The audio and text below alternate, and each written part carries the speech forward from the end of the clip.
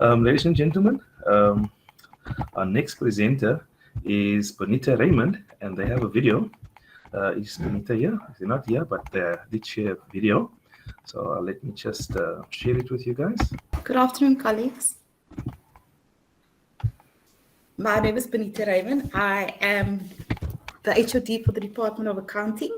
And yes, I'll just be sharing a little bit of a video. And I do apologize for the voice, but hopefully you guys don't get too bored of it.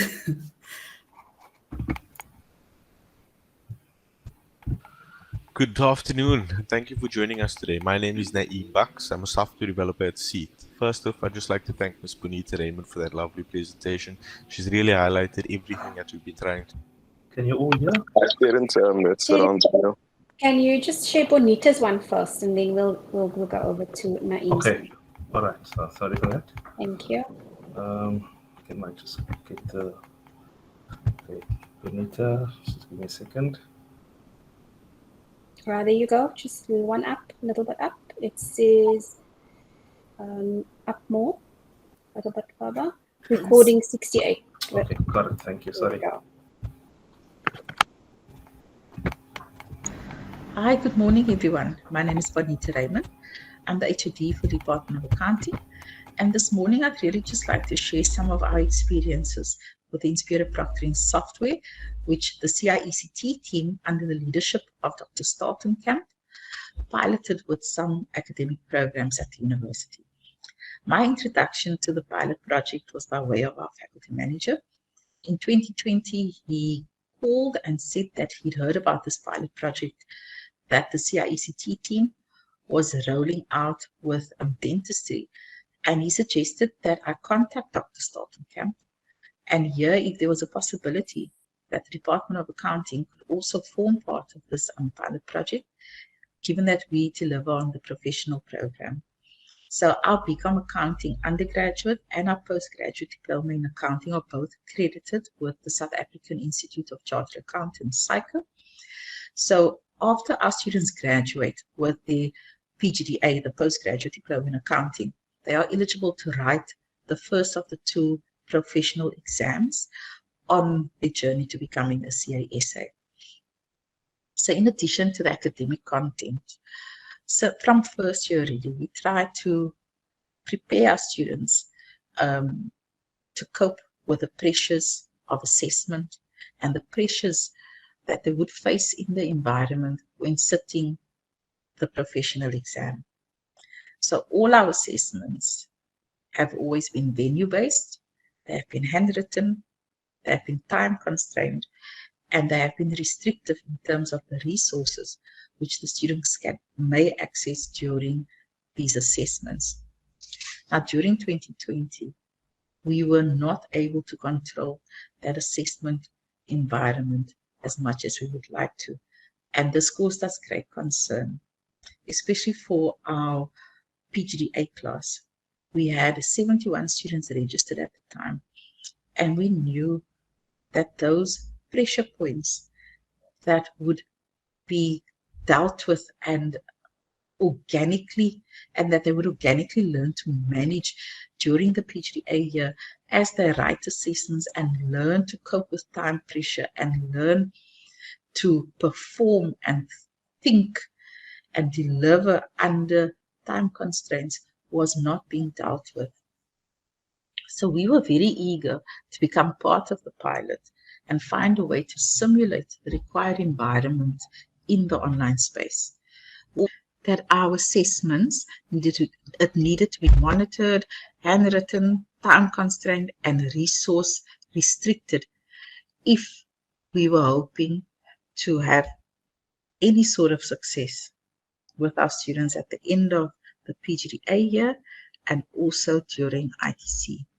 In consultation with the CIECT team, we determined that we would be able to simulate the required environment using the proctoring software, because the proctoring software allows you to monitor the students via the webcam while they were busy writing. And it also records. So as a lecturer, you are able to go back and review footage. The system would also raise a red flag next to any student where it picked up that the student had moved out of screen or that there were any loud noises in the background. The student could handwrite their assessments while being monitored and upload their assessments as PDFs. And once the students, and I think this was probably this is a really great feature of the system. So once the students log onto the Inspira system, their device is pretty much locked down. So that means that they are not able to browse off the Inspira site during an assessment, which restricts their ability to browse and find information elsewhere. Now that we knew theoretically that the software would be able to deliver on our requirements and provide us with some assurance over the assessments, the real challenge started, because the one requirement to engage with Inspira is that every user should have a device and a headset. And this became a challenge within itself, trying to ensure that at least, so we are just focused on our PGDA class, of course, so ensuring that all our PGDA students had laptops and headsets to participate, or at least that they had access to these resources to participate in this. By the end of 2020, at the start of Jan 2021, we were able to secure some lab space because unfortunately, all our students did not have access to a laptop and a headset. But we were able to secure some lab space on campus with the assistance of Mr. Graham Julius and the ICS team. They really came to our rescue on that front. They helped arrange, set up, and oversee a lab for our students who did not have the equipment to participate in the online assessment from their own res rooms or home. They did this, so the ICS team, they assisted us for every assessment that our PGDA students wrote. And a colleague from the ICS team was always available for the duration of these assessments in the lab to ensure that if any technical issues did arise, that they were able to assist us and the students in that regard. For us as the academics, we had to learn how to upload assessments and monitor students online. The learning curve was steep, and the same can also be said for our students. But Naeem and his team assisted us and still continue to assist us as we rolled out the program to our undergraduate exit level students in May of 2022.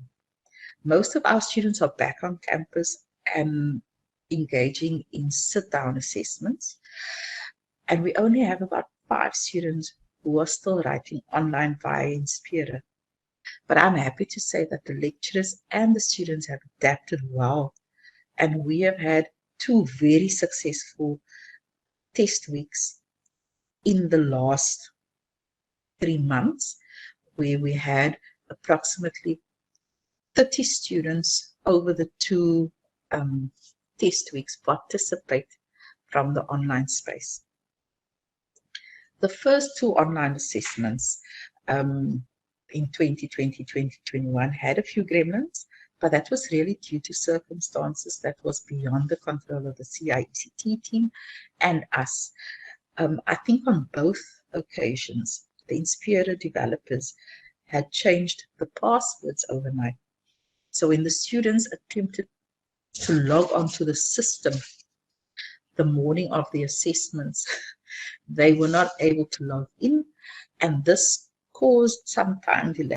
We also had a few items on the wish list that we were hoping the system would be, that the Inspira developers would be able to adapt the system with. One of them being the highlighting functionality. In a normal venue-based written assessment environment, the students would have the exam paper and they would be able to highlight issues that they thought were important and also scribble on the question papers, which of course in the online environment they're not able to do. So we were hoping that we could at least add that functionality. So as they're reading through the questions, they'd be able to underline things that seemed important. But at the end of the day, it was not mission critical.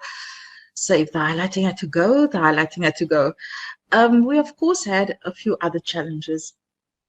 I think on a few occasions in the early stages, students lost connectivity, and then, of course, load shedding. But we tried to work around these issues, especially the load shedding, and schedule our tests for times where it would have the least impact on our students. And like I said, with the connectivity, if a student was sitting writing an assessment and they lost connection, they would be reconnected to the system once one of the members of the technical team were able to determine what the issue was. By using the Inspira system, we've been able to protect the integrity of the assessment process.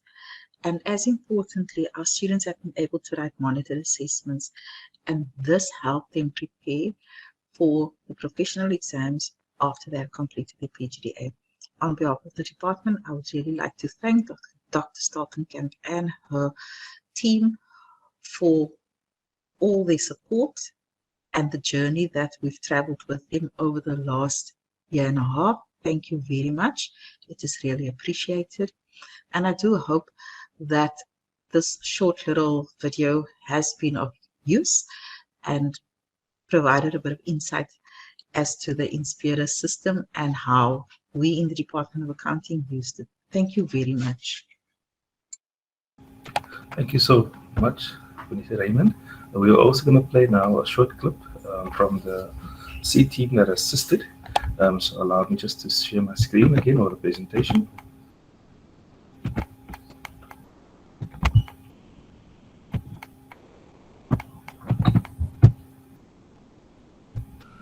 Good afternoon.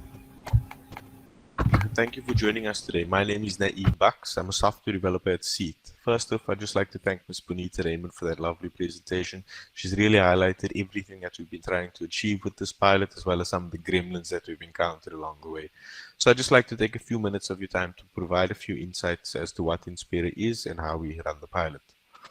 So the Inspira exam portal is a fully integrated lockdown browser that addresses the need for elevated exam and content security.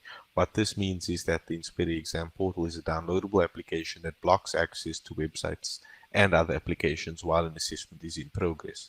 Inspira supports integrity inspection by allowing lecturers to monitor suspicious activity through on-screen video and audio recordings. The application is network resilient, meaning that if connection is lost, you can reconnect to the network or connect to a new network without losing any of the data as it's temporarily stored on your system. Moving on, we have the initial planning and discovery phase. In order for us to onboard staff and students to Inspira, we require specific information from the faculty.